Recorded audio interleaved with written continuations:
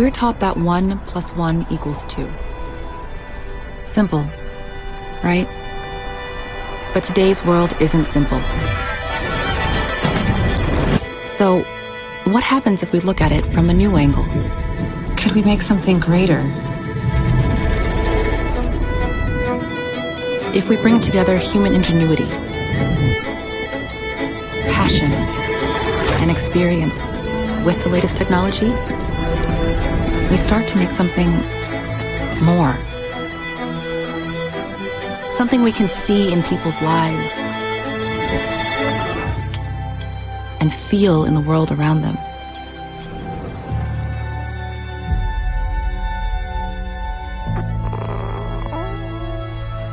Building trust for today and tomorrow. And that's the thing. We all know the math. But we need a new way to put it together. Which means we don't just find answers. We never stop looking for them. A passionate community of solvers, coming together in unexpected ways, creating new solutions for a new day. That's the new equation. Muy buenas tardes. A nombre de PwC Interaméricas, les doy la bienvenida a nuestra tercera semana de la inclusión y la diversidad, un espacio para compartir conceptos, ideas y experiencias para la construcción de entornos inclusivos y diversos en nuestras organizaciones y en la sociedad como un todo.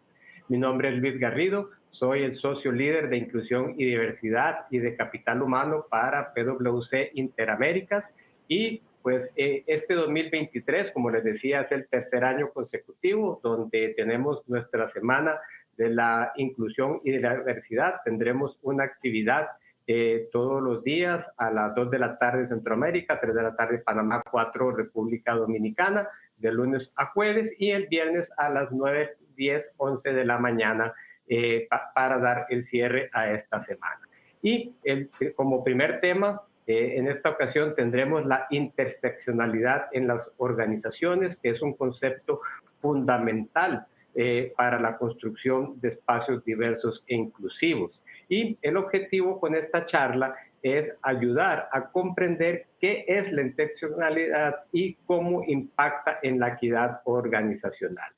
También hablaremos de la complejidad del tejido organizacional y la necesidad de crear aliados dentro de nuestras organizaciones. Y para desarrollar estos temas me complace presentarles a una persona que ya ha participado con nosotros en ediciones anteriores de la Semana de la Inclusión y la Diversidad, Graciela Popkin, que es facilitadora y consultora internacional, especialista en procesos organizacionales y personales de transformación.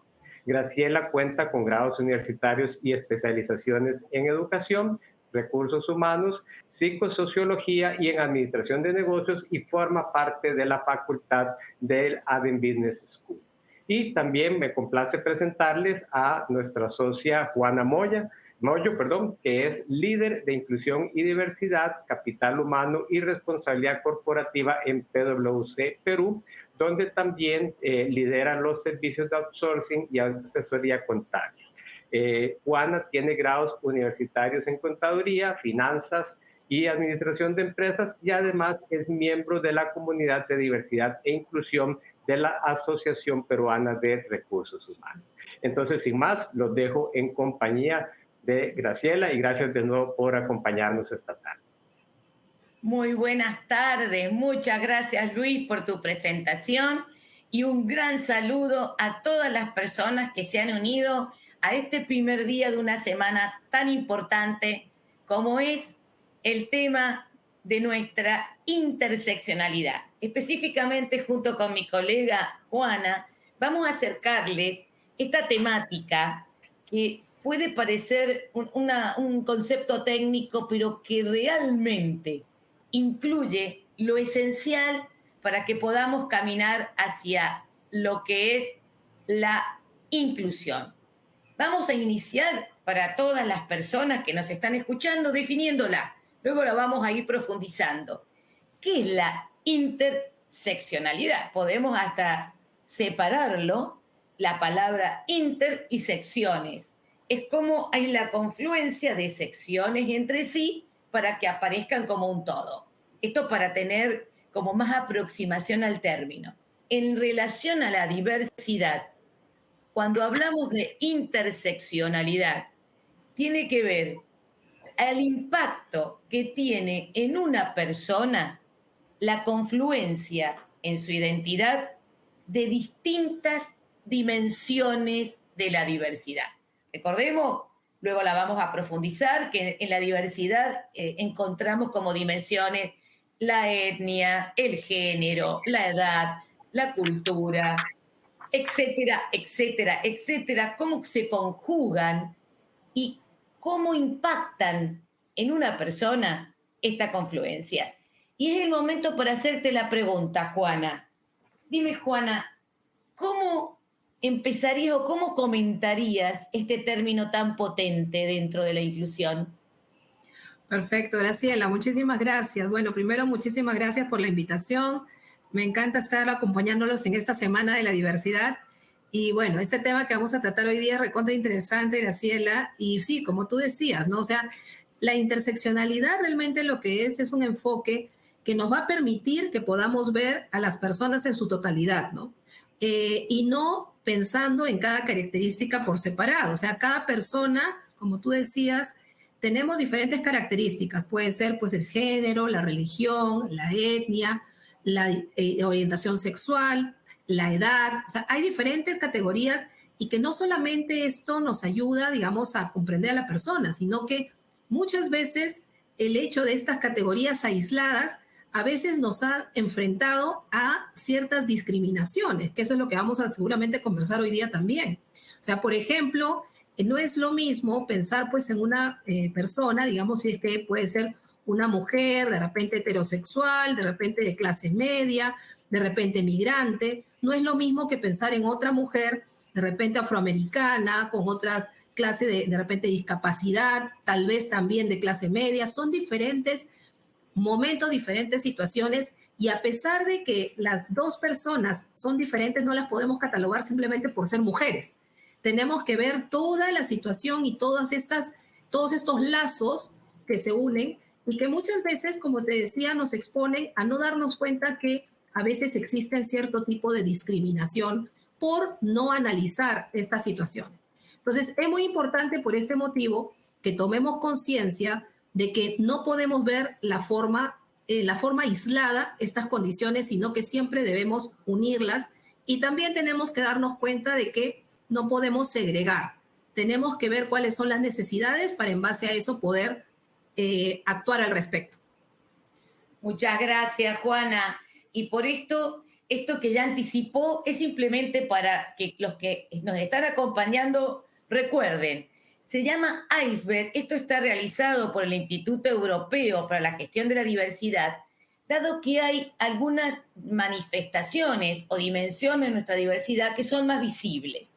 Lo que ustedes ven en este momento acompañando es aquello que está por encima, que está, por ejemplo, nuestro género, en algunas situaciones nuestra etnia, el color de la piel. Pero si vemos este iceberg en la profundidad, están las otras dimensiones de la diversidad que realmente van tejiendo internamente nuestra identidad, como puede ser los estilos de personalidad, como puede ser la orientación sexual, como lo es todo el tema de la clase social o la ubicación socioeconómica. Desde este lugar podemos irnos preguntando y siguiendo repasando cómo opera este tema cuando ya nos colocamos en llevar a la práctica, a la acción, entornos inclusivos. Primero, vamos a diferenciar que la diversidad es un hecho. Es decir, nadie puede, diríamos, ni siquiera negar. Es tan obvio que somos distintos, primero por nuestro físico. Más profundamente, las huellas digitales. No existen dos huellas digitales iguales.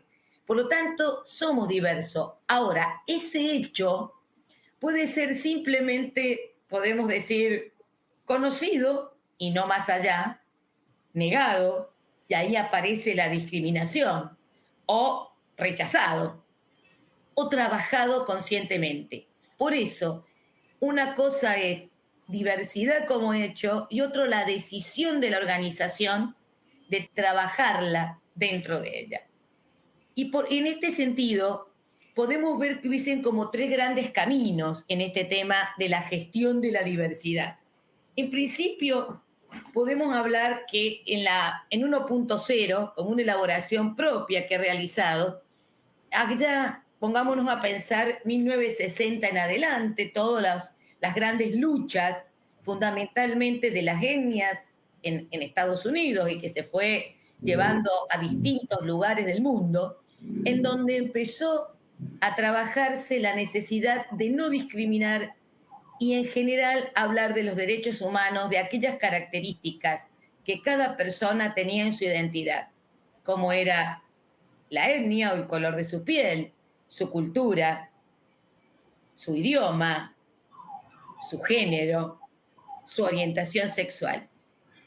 Pensemos que era no discriminar y empiezan en toda esta última parte, los 40 últimos años del siglo XX, a leyes específicas que hablaban de las distintas formas de discriminar y es lo que podríamos llamar hoy compliance o cumplimiento. Es deber de las organizaciones que emplean personas no discriminar, sino seleccionar esas personas en función de sus competencias.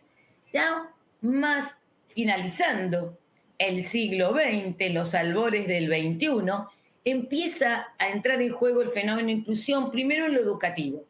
Es decir, si una persona tiene derecho a su identidad, también tiene derecho a que esa identidad se considere en los ámbitos de su desarrollo, como fue primero en la educación y luego en el trabajo. Entonces ahí empezamos a hablar de inclusión. ¿Qué término, o sea, cómo se consideró en primera instancia la inclusión en estas, llamémosle 1990, por poner un número, no es tan taxativo? Se tenían en cuenta las minorías, entendiendo por minoría, no algo cuantitativo, porque, por ejemplo, se consideró en este tema, el tema de las mujeres, que cuantitativamente eran en cantidad iguales a la presencia de los hombres, en este caso en el trabajo, en las organizaciones, sino a de su visibilidad para ser considerada en puestos de movilidad. Es decir, ¿qué se entiende por visibilidad? Que no sea dejada de lado o que no sea, diríamos, una barrera que la mujer accediera a cargos directivos. O también las personas de orientación sexual, diríamos, diversa, como eran los homosexuales, y por eso, o personas que tuvieran luego una discapacidad para el ingreso a la movilidad laboral.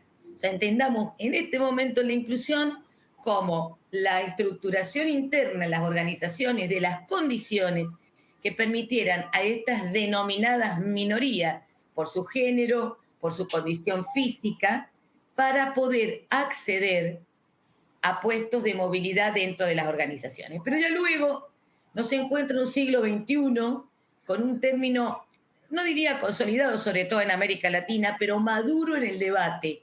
Ya hay leyes, ejemplo de paridad de género en el ámbito político, hay leyes de paridad de género y evitar sesgos en las empresas dentro de los procesos de reclutamiento, pero empieza a trabajar otro tema, que es decir, bueno, la diversidad no solo es una cuestión de derecho, sino que al verse, y esto porque se estudiaron las empresas que estaban conducidas por mujeres, cuando hay diversidad, hay mayor cantidad de posibilidades de innovación. Entonces empezamos a ver como competitividad, es decir, ya la diversidad no solamente es una cuestión fundada en las personas, sino organizada sistémica y sistemáticamente en las empresas. Y esto cobra una gran relevancia, sobre todo en la actualidad, donde tenemos a los negocios ESG o ASG en español, que trabajan el triple impacto, además del económico, el ambiente y la social y la gobernanza. Mañana ustedes van a hablar de este tema, por eso no amplío, pero lo importante es saber que ya la diversidad y la inclusión forman parte de criterios sociales de los negocios ESG, que es un criterio social, aquellos que sirven para evaluar si las empresas están en condiciones de afrontar negocios y empresas sostenibles. Y ustedes pueden ver cómo tenemos 4 fundamentales. El primero y el tercero tienen que ver con la inclusión, condiciones laborales y respeto de derechos humanos, protección y promoción de una empresa diversa que genere inclusión. Aquí volvemos a que no es lo mismo diversidad que inclusión. Esto es una situación para tenerla en cuenta y por eso en la actualidad hablamos de una tríada. ¿Qué es esta tríada? Todas las personas dentro de la empresa, considerando la confluencia, esta interseccionalidad en su identidad, necesitan tener un lugar, y a esto se le llama la sensación de pertenecer, y la empresa trabaja 3 conceptos: diversidad, equidad e inclusión. Gestionar la diversidad hace referencia a todas esas acciones sistemáticas y sistémicas que una organización diseña e implementa para crear, acá viene la decisión estratégica, un soporte que pueda incluir y potenciar los perfiles diversos que van a confluir en su dinámica interna. Inclusión, y en la actualidad es un término mucho más amplio. Fíjense que es que todos los colaboradores pueden sentirse reconocidos, valorados y respetados como personas y son libres de ser quienes son en su contexto laboral. Van a profundizar este término cuando vean seguridad psicológica el día viernes dentro de la semana. Y por eso la equidad, que es considerar estas interseccionalidades para poder garantizar estas igualdades de oportunidades, teniendo en cuenta las diferencias, circunstancias y posibilidades individuales de cada persona para poder ofrecer oportunidades de desarrollo y bienestar específico. Por lo tanto, no es lo mismo, no es igualdad que equidad. La igualdad es de derecho, la equidad es de existencia. ¿Cómo la trabajamos para que realmente pueda esa persona desarrollarse acorde a su propia identidad? En este momento voy a preguntarte, Juana, habiendo visto esta integración entre diversidad, inclusión, equidad, ¿cómo se llega de la diversidad a la inclusión? Sí, Graciela, gracias. Bueno, mira, de todo lo que hemos conversado, efectivamente, la diversidad es una característica con la que ya contamos muchísimas empresas, ¿no? O sea, por ejemplo, yo te comento, ¿no? En el caso de nosotros, de la firma PwC en Perú, nosotros, por ejemplo, ya tenemos hasta el momento casi más o menos la misma proporción de hombres y mujeres, ¿no? Entonces, por ahí, digamos, bueno, ya tienes un poco de diversidad. También tenemos diferentes generaciones. O sea, ahorita estamos conviviendo lo que son ya algunas personas, baby boomers, que ya estamos seguramente ya en la salida ya de la firma, la generación X, que todavía estamos presentes, los millennials, que también tenemos muchísimos millennials, los centennials, que ya son gente más joven. Nosotros tenemos una población bastante joven en la oficina. También contamos con personas de la comunidad LGTB, también tenemos personas de otros países, ¿no? Diferentes personas de Venezuela, Alemania, Francia, Italia. Entonces, diversidad existe. O sea, ya tenemos un montón de personas y diferentes tipos de realidades que nosotros decimos existe la diversidad. Pero ahora, ¿cómo vamos de la diversidad a la inclusión, ¿no? O sea, para eso, como tú decías, es importante promover la equidad. Y para esto también es importante tomar en cuenta cuáles son las necesidades de cada uno de los grupos, porque todos son diferentes. Entonces hay que entenderlos desde una perspectiva interseccional también. Y solamente conociendo esta realidad de las personas, podemos entonces atender esas necesidades y también generar espacios de trabajo en donde la persona se sienta escuchada, se sienta segura sobre todo y sienta la tranquilidad que puede exponer sus ideas libremente.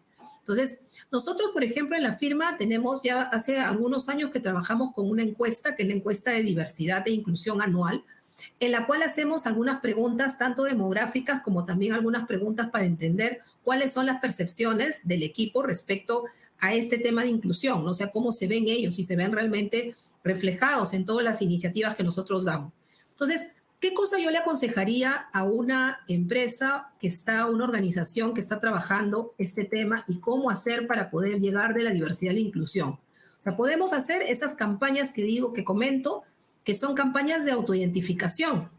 Pero para hacer esas campañas es importante considerar, primero, que la campaña sea voluntaria. O sea, no podemos presionar a las personas para decir algo que no quieran. O sea, las personas quieren sentirse tranquilas de poder confirmar y explicar cuáles son las características identitarias que tiene, ¿no? Otro tema es fomentar la confidencialidad. O sea, las personas deben sentirse seguras de lo que se les está preguntando y saber para qué cosa va a ser utilizada esa información, ¿no? O sea, saber que no se va a revelar sin su consentimiento. Y finalmente también ser transparentes, ¿no? O sea, si nosotros vamos a hacer una encuesta, tenemos que decirle a las personas que la van a contestar realmente qué se va a hacer con esa recolección de información, cómo se van a procesar los datos, quién va a tener acceso a esa información y decirles claramente que, como en el punto anterior hablábamos de la confidencialidad, que se va a proteger su privacidad. Entonces yo creo que así las personas se sienten tranquilas porque se sienten escuchadas y también se dan cuenta que las organizaciones queremos vamos a tener iniciativas para poder llevar hacia ese tema de la inclusión y que todos realmente nos sentamos escuchados y atendidos en las necesidades propias que podemos tener, ¿no? Juana, voy a aprovecharte, ya que estás, porque me parece que hay una cosa en esto que tú decías. Lo que estás diciendo que entonces para hacer ese primer paso es importante que la organización conozca la propia diversidad multidiversa que tiene dentro y no solamente la aparente. Correcto. O sea, acá es importantísimo, efectivamente, es importantísimo que, mira, este tema de diversidad e inclusión es algo tan que ha venido en estas últimas épocas con tanta vehemencia, todas las empresas quieren trabajar en esto, ¿no? Pero una de las cosas que nosotros siempre decimos es, esto no es una moda y tampoco es algo que se pueda hacer solamente por cumplir, ¿no? Esto no es un requerimiento, esto como tú decías al comienzo no es un compliance. Esto realmente es un cambio de mentalidad, es un cambio de comportamiento. Entonces, la empresa, si quiere hacer algo realmente por sus colaboradores y si quiere impactar y quiere tener también una transformación, no solo de su empresa, sino también de la sociedad, entonces definitivamente tiene que estar convencido de lo que está haciendo y tiene que buscar cómo solucionar esa necesidad que tiene tu colaborador. Entonces, tienes, en otras palabras, que identificarte, pero también tienes que tener información. Porque si no, muchas veces las empresas quieren hacer un plan de diversidad, pero no saben por dónde empezar. Y la mejor forma de saber por dónde empezar es ver qué cosa es lo que necesita tu empresa, qué necesitan tus colaboradores, para sobre eso hacer tus lineamientos y poder hacer un plan de acción, ¿no? Muchísimas gracias. Esta es una cosa fundamental porque una de las situaciones de la diversidad y la inclusión es no suponerla, sino ver qué es lo que tenemos. Muchas gracias, Juana. Seguramente vas a volver con nosotros con otras preguntas que aportan tanto valor desde tu experiencia y tu acción cotidiana. Y fíjense, acá ustedes pueden observar un párrafo. Rosa Montero es una literata, ¿no? Es periodista, literata, no es una persona que se dedique per se, pero en este libro, esto es un extracto de su libro El peligro de estar cuerda, es realmente lo normal, porque hay una cosa que a veces puede opacarnos el abordaje de la inclusión o cuando lo abordamos, de decir qué es lo normal y qué no lo es. Ese es un concepto que también tenemos que deconstruir. Una cosa es lo común y otra cosa es la palabra normal, porque si decimos normal, lo vamos llevando más a un concepto de juicio. Correcto. Y algunas minorías se consideran anormales, por decirlo de alguna manera.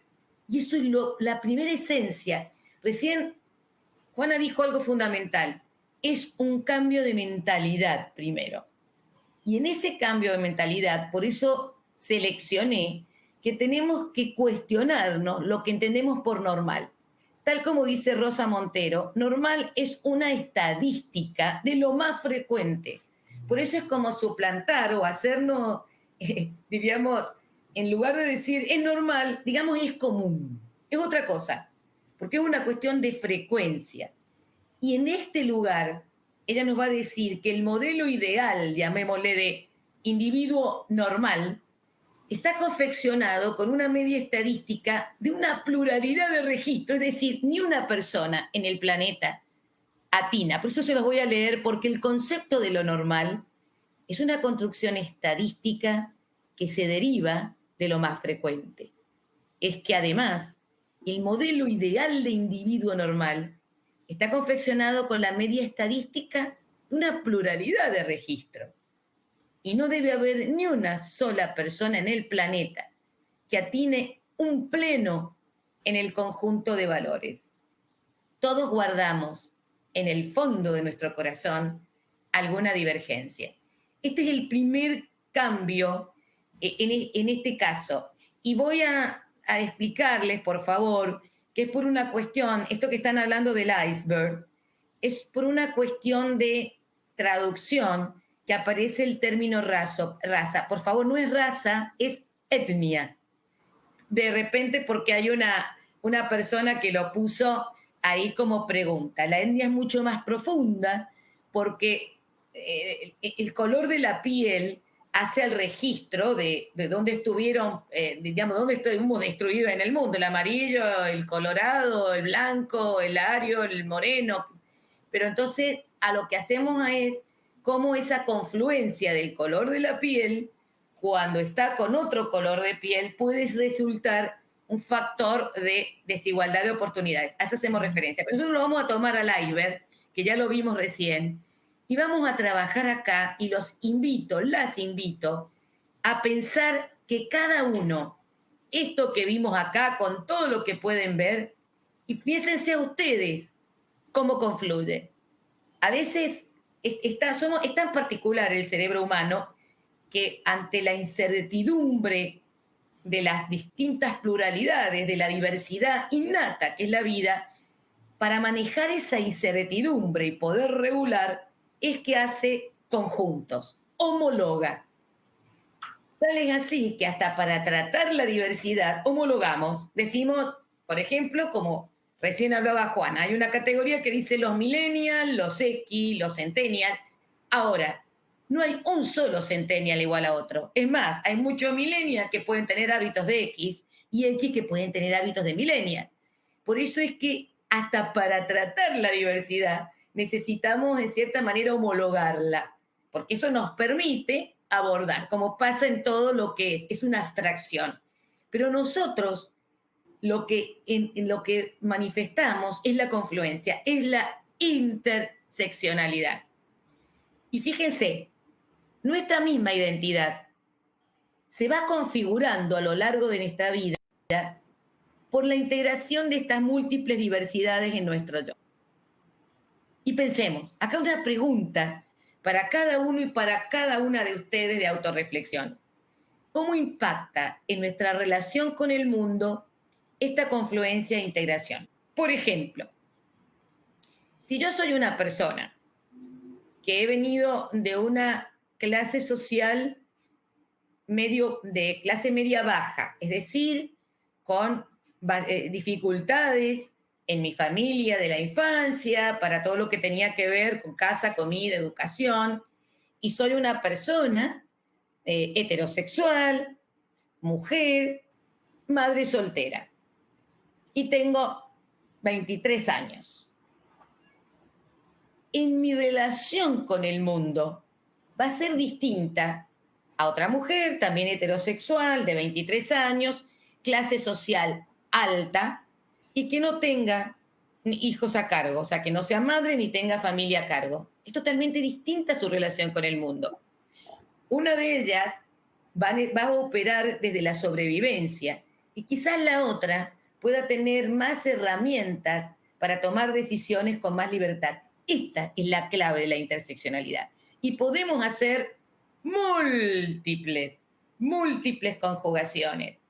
No es lo mismo una persona que tenga una discapacidad física, cualquiera sea, la vista, los oídos, lo físico, que sea de raza, de etnia blanca, en un país fundamentalmente habitado por etnia blanca, supongámonos en Dinamarca, de una persona que tenga una discapacidad, pero que sea de una etnia minoritaria, ya sea asiática o afrodescendiente, y que tenga una clase social no tan alta en el mismo país.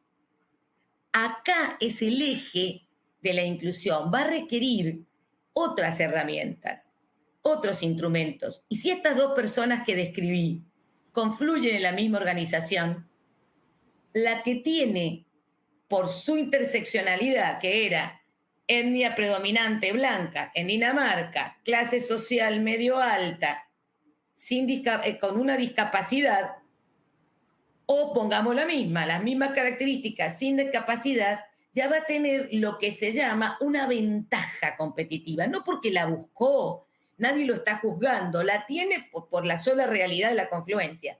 Esa persona es la que más tiene que trabajar por colaborar en la inclusión de esa persona que era de una etnia minoritaria, que tenía alguna discapacidad y que tenía clase social baja. Ahí está lo que vamos a después ver y que Luis lo anticipó, de las tejidas. Y además, nuestra identidad se va configurando a lo largo de la vida por esta integración de estas múltiples diversidades de nuestro yo. Esta confluencia de la manifestación ya es dinámica, equipo, cambia. Si lamentablemente una persona, cualquier persona, ha venido con algo y le ocurre algo, tiene un accidente a los 22 años y queda con una discapacidad motora, cambia absolutamente su relación con el mundo, ya es otra interseccionalidad. No, por más que tenga recursos anteriores, va a necesitar otra cosa. Y así podemos hablar de otros factores. Pensemos en la migración, pensemos en la guerra, personas que son exiliados por la guerra y llegan a distintos países. Muy profundo, porque en realidad esta confluencia nos puede a nosotros dejar en una suerte de ventaja o desventaja frente a otras personas. Y esta es la definición tal cual de Kimberlé Crenshaw, que puso ese término en el eje, relacionada con las mujeres, pero no solamente la interseccionalidad como un fenómeno de confluencia, sino, acá viene el eje, ese fenómeno de confluencia ya de por sí simplemente aumenta la ventaja o la desventaja. Y por eso es un tema de inclusión y sobre todo de equidad. Esta es una frase de Marie Curie, está extraída de la película, donde Marie Curie expresa que ha tenido más inconvenientes por ser pobre que por ser mujer.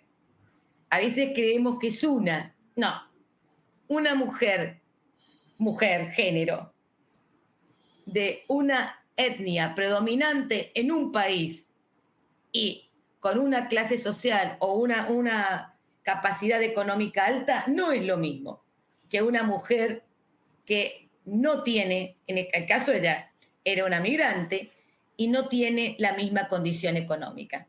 Este es el mayor eje para trabajar el tema de la equidad, equipo. Y acá podemos pensar, ahí cuando nos hablaba Juana recién de las distintas iniciativas o acciones, yo acá he puesto un ejemplo. Nosotros vamos a tener una iniciativa de género, es decir, vamos a promover en nuestras organizaciones la posibilidad de movilidad ascendente de las mujeres, supóngase en una empresa de manufactura, o de logística. Acá tenemos que considerar, cuando hagamos esas iniciativas desde un punto de vista de la equidad, no solo la identidad de mujer, sino unida a ser o no ser madre, unida a la edad, unida a la clase económica a la que pertenece y unida a su etnia. Es toda esta confluencia la que es la base para la realización de esa iniciativa. Porque la consideración y el tratamiento de la interseccionalidad es la pieza clave de la inclusión. Y en lo que van a ver enseguida y que me va a habilitar para presentarles, si ustedes recuerdan, Juana nos decía la importancia de mapear, es decir, de conocer la diversidad con esta idea de confluencia dentro de unas organizaciones. Acá yo les voy a mostrar datos demográficos de cualquier organización. Acá está sacado un Power BI de los datos más comunes que se llaman demográficos. ¿Qué es un dato demográfico? Esas características generales que inclusive uno se da cuenta porque las llena en una encuesta de censo o en cualquier encuesta. Tiene que ver con el género, tiene que ver con la edad, tiene que ver con, acá está, por ejemplo, todo el tema de su estado civil, si tiene hijos. Acá es como el rango etario. Acá tienen ustedes datos. ¿Cómo los leemos y cómo los integramos? Es trabajar la interseccionalidad, es decir, cruzar estos datos para empezar a trabajarlos desde una iniciativa. Por eso la importancia de conocerlo. Y ahora podrán ustedes estarse preguntando, bien, una de las cosas que escucharon recién de Juana no es una moda. No, es una tendencia, que es diferente. ¿Qué significa tendencia? Que un tema es reclamado por la sociedad. A eso le llamamos tendencia. Y por lo tanto, las organizaciones que no lo abracen por intencionalidad propia en algún momento lo van a tener que hacer por obligación. Por eso es mejor entenderlo y hacerlo por motivación, por decisión, por convicción. ¿Para qué le sirve a una empresa? Saquemos el cumplimiento de no discriminar. Acá estamos hablando de lo otro, favorecer la inclusión, trabajar en la equidad. ¿Sirve para algo? A las personas lo tenemos claro, pero a la organización le traerá beneficios. Y esta es la pregunta que le hago a Juana. Y acá te pido nuevamente tu intervención, Juana. ¿Qué beneficios trae a las organizaciones el trabajar desde la diversidad y la equidad? Y la inclusión, por supuesto. Por supuesto, gracias, gracias. Sí, bueno, o sea, definitivamente ya con estudios y con una serie de data se ha demostrado que, primero, uno de los principales beneficios es que asegura la atracción y retención del mejor talento, ¿no? O sea, definitivamente las personas, cuando ven que la empresa realmente está haciendo algo por las necesidades que ellos tienen, definitivamente van a trabajar de una mejor forma, ¿no? Y si hacemos en la empresa, trabajamos para disminuir esos sesgos inconscientes que tenemos de tantos años, porque es un tema de años, o sea, esto no se puede solucionar de un día para otro, sino es un trabajo que hay que hacer. Entonces, acá el hecho de trabajar en los sesgos también hacemos de que ya las personas se sientan más comprometidas y se mantengan en la organización, ¿no? Otro tema es que la empresa comprende mejor a sus trabajadores. Entonces, si la empresa se da cuenta de cuáles son las, o sea, se cuenta de forma profunda cuáles son las experiencias que tienen los colaboradores y empieza, por ejemplo, a implementar políticas, prácticas, en los mismos manuales que uno hace para los procedimientos, pero que son específicas en base a las necesidades que tiene su empresa. Entonces, obviamente, los colaboradores se sienten identificados y se dan cuenta que la empresa está queriendo trabajar en favor de ellos. Eso hace que uno se sienta mejor y esto también aumenta, obviamente, el nivel de bienestar del personal. Entonces, las personas se dan cuenta que la empresa, pues, es un lugar seguro donde pueden hablar libremente, pueden decir, por último, hasta la opción sexual que tienen, sin miedos. Se dan cuenta de que son, en el caso de mujeres, se sienten empoderadas, se sienten tranquilas, realizan un mejor trabajo y sobre todo existe un mayor compromiso con la organización. Y finalmente, un tema que es muy importante y ese ya es un tema, digamos, de la parte técnica, las empresas que trabajan un ambiente inclusivo, diverso, interseccionalidad, van a tener también un mayor valor en la parte de innovación y creatividad, porque el hecho de tener diferentes identidades, diferentes personas, diferentes formas de pensar, hace que definitivamente las perspectivas ya no sean únicas, sino que hayan ideas más creativas, innovadoras, y que definitivamente va a hacer que la empresa tenga una mayor propuesta de soluciones para su mismo personal y para sus colaboradores y sobre todo también para sus clientes, ¿no? Muy claro. Muy claro, y lo que tú has dicho hasta se ha cuantificado, ¿no? Porque se han hecho estudios al respecto, y es como que, ahora fíjate, Juana, que viendo todo esto, cómo está avanzando este término en distintos lugares que tienen mayor madurez, hay diríamos, dos investigadoras inglesas que dicen, nadie le pediría a una organización que fundamente el valor de la innovación, o que fundamente el valor del respeto, o que fundamente el valor de la honestidad. ¿Por qué le pedimos tanto que haya que fundamentar el valor de la diversidad, no? Correcto, correcto. Es que es cierto lo que tú dices, Graciela, porque, y como hablábamos hace un rato, ¿no? O sea, este es un tema que ha venido, y como dices tú, que ha ido decantando, y creo que es un tema también que viene ya relacionado con la parte educativa, ¿no? Con la educación. Y justamente de ahí es de donde salen también los egos inconscientes. O sea, claro, como te vuelvo a repetir, o sea, esto no es algo que tú puedas pues solucionar de un día para otro, como que en una empresa que pones un procedimiento y dices, oye, ya no se hace esto otro y se acabó.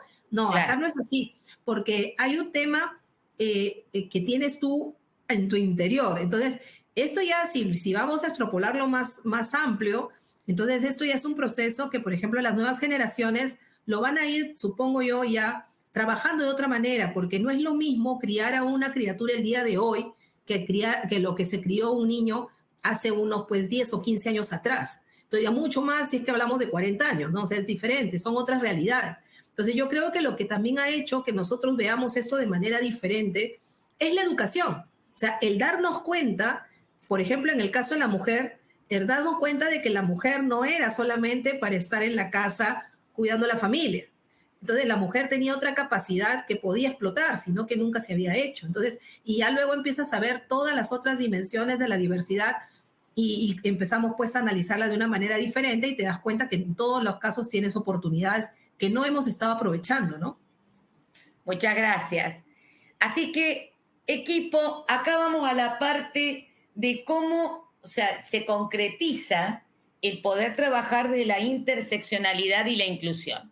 La figura del aliado. ¿Qué es un aliado? En el tejido, acá vamos a trabajar el tejido organizacional.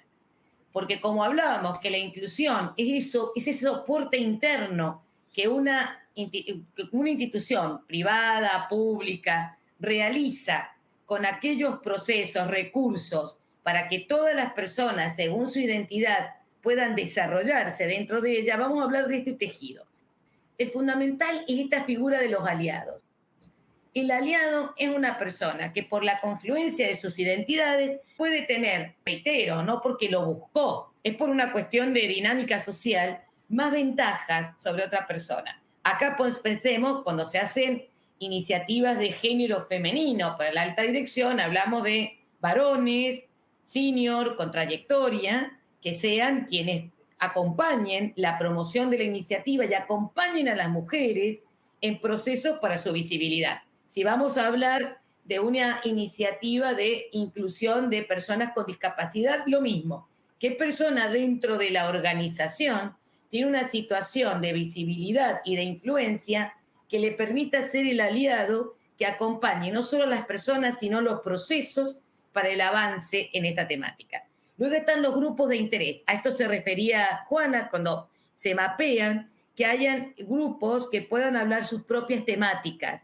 Acá podemos hacer, hay muchas empresas que tienen las personas de LGTBQ, madres y padres, o sea, los que se llaman los MAPRES o los PREMAS, una cosa así que se une madre y padre, los ambientalistas, las personas con alguna discapacidad y demás. La formación sustancial y objetiva. Hay mucha ignorancia sobre la diversidad, sobre todo relacionada con la orientación sexual. Hay que formarnos, porque ese es el trabajo con los modelos mentales. La conciencia y el debate real y valiente sobre qué es el talento. De tal manera que busquemos en la organización talento y no características de las personas. Tener conversaciones cruciales. ¿Cuál es el lugar de las empresas en la sociedad y el trabajo? ¿Queremos una empresa justa? ¿Queremos una empresa que genere mejores condiciones? Esa es una conversación crucial. Todo el trabajo con hacer procesos de reclutamiento y selección inclusivos, y la formación como un factor clave para todo el desarrollo organizacional. Por eso acá nos anticipamos que la organización lo que tiene que tener para este desarrollo es lo que Edmondson habla dentro de la organización, diríamos, sin miedo o valiente, es un marco en que todas las personas se sientan cómodos expresándose y siendo ellos. No se pierdan el viernes, que van a profundizar esta temática. Por eso, cuando ya nos estamos acercando, estamos en el momento en que no solo se trata de una competitividad, se trata de un tema de valores y de ética. ¿Qué empresa queremos ser? Realmente, como si nos preguntamos qué tipo de personas queremos ser en esta sociedad y en las temáticas que hoy nos ocupan. Y en estos valores no se presenta, acá está todo el tema, no presentemos la diversidad solo como un business case. Es un caso de justicia en la pregunta más ética que se hace la organización. ¿Qué tipo de organización quieren? Y acá está lo que yo le anticipaba a Juana, ¿no? Estas son las dos investigadores inglesas que les contaba, de que por qué hay que tratar la diversidad de manera distinta como se trabaja el valor de la integridad, la resiliencia y la innovación. Este es el gran tema. Abrazar la diversidad nos requiere trabajar desde la interseccionalidad, trabajar desde la inclusión, preguntándonos, no solamente esto es una cuestión de personas, es una cuestión de qué tipo de organización queremos ser. Este es el tema que nos ha ocupado el día de hoy porque es clave. Generalmente podemos tener una suerte de mirada corta si solo hablamos de diversidad, las dimensiones, el género, la clase social, la condición física. Es como que la vemos por separada. Y el ser humano no. El verdadero eje de la diversidad es verlas integradas. Y de qué manera esa integración en una identidad le puede generar ventajas o desventajas. Es el tema o el concepto fundante de cualquier sentido de la inclusión, y no caigamos en el error de homologarla. La homologamos, ponemos categorías para poder entenderla y hablar sobre ella, pero para trabajarla es necesario considerarlas en su singularidad. De ahí la importancia que ustedes, todos los que están acá, mapeen, conozcan su diversidad, no le pongan un juicio y no se crean que, y vamos a las edades, que en este momento es uno de los factores. Una dimensión sola no hace a la persona. Por eso, en este momento, vamos a pasar a preguntas que seguramente ustedes están haciéndonos. Hay preguntas de todos quienes en este momento son interlocutores a los que les hemos estado llegando.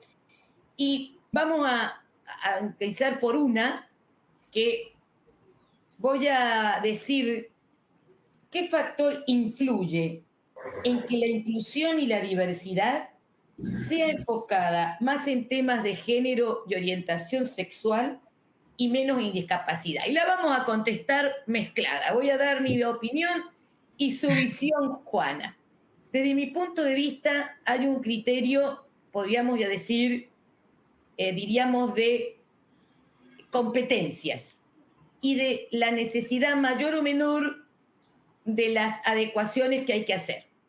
Es decir, las personas, o sea, todo el que hayan podido las personas homosexuales o llamémosla LGTBQ+, haber tenido este lugar, y en principio la mujer, vienen de los grupos de opinión. La mujer fue la primera que tuvo que luchar por su derecho de voto. Entonces, cuando hay un lugar social muy fuerte, eso penetra primero. Luego fueron las comunidades LGTBQ+, entonces hay un movimiento social. Y por otra parte, para que estas personas tengan el lugar, se requieren lo más difícil, pero podemos hablar lo que cuantitativa o económicamente o materialmente no se ve, que es el trabajo con la mentalidad, una cuestión de mente. En cambio, cuando trabajamos con la discapacidad, primero que más tardíamente, porque las personas con discapacidad también tardíamente fueron incluidas en los sistemas educativos, o sobre todo aquellos que no tenían las mismas condiciones económicas y hay que hacer más adecuaciones materiales.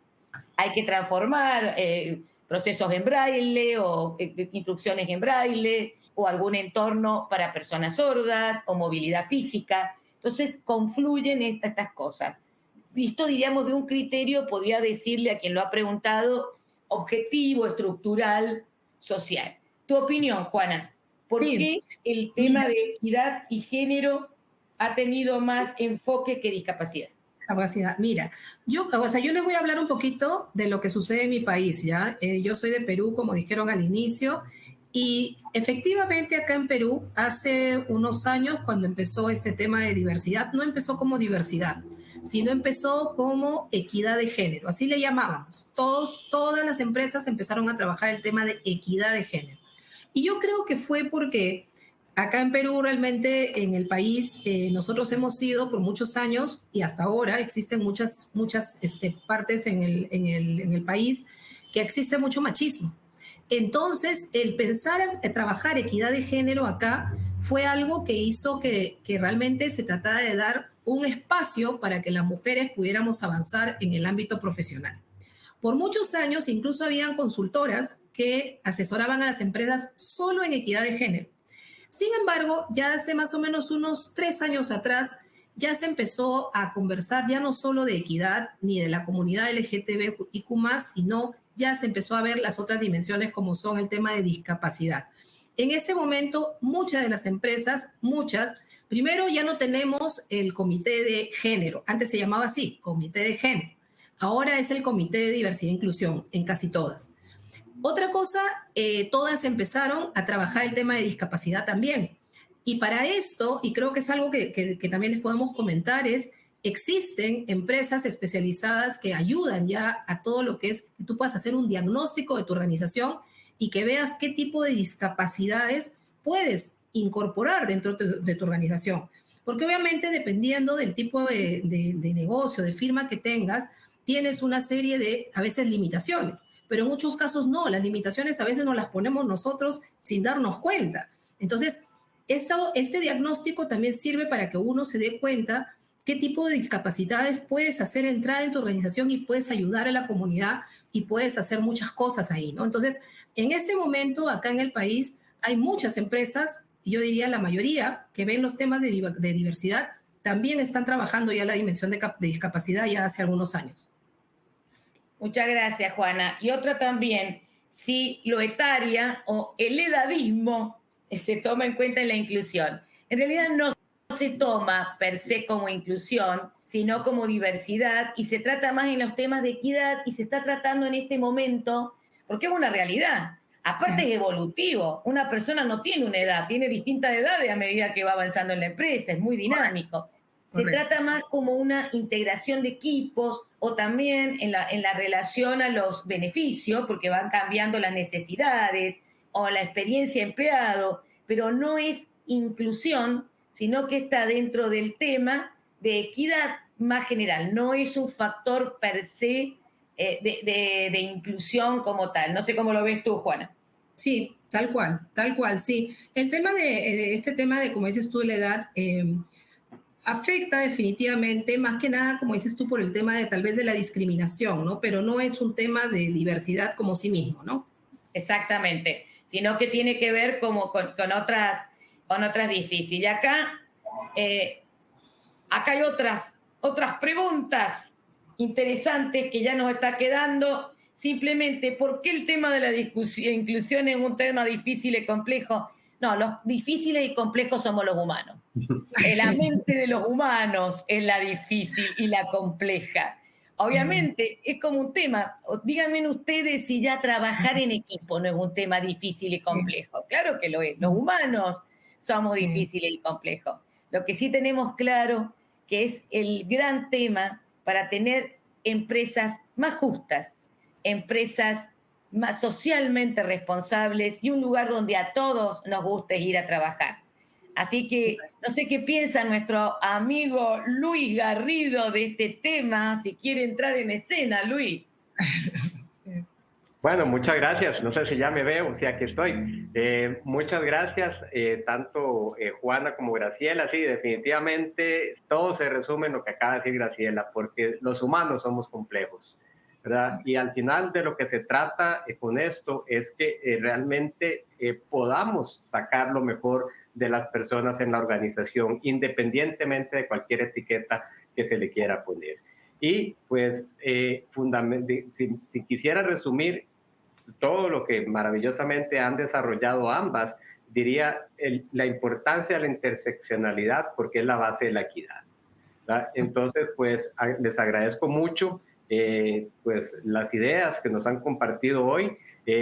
Yo pues lo disfruté muchísimo, la verdad, verlas a ambas desde pues, en sus ponencias, y agradecerles nuevamente, y a la audiencia invitarla para que nos acompañe mañana en nuestra segunda día de la Semana de la Inclusión y la Diversidad de PwC Interaméricas 2023, y donde el tema que vamos a desarrollar son los factores ASG, Ambiente, Sociedad y Gobernanza, o ESG, como se les conoce en inglés, y la diversidad, equidad e inclusión, su importancia para la sostenibilidad de las organizaciones en el largo plazo. Entonces, los esperamos mañana. Muchas gracias por acompañarnos hoy, y pues nuevamente muchas gracias a Juana y Graciela por su brillante desarrollo del tema de la interseccionalidad.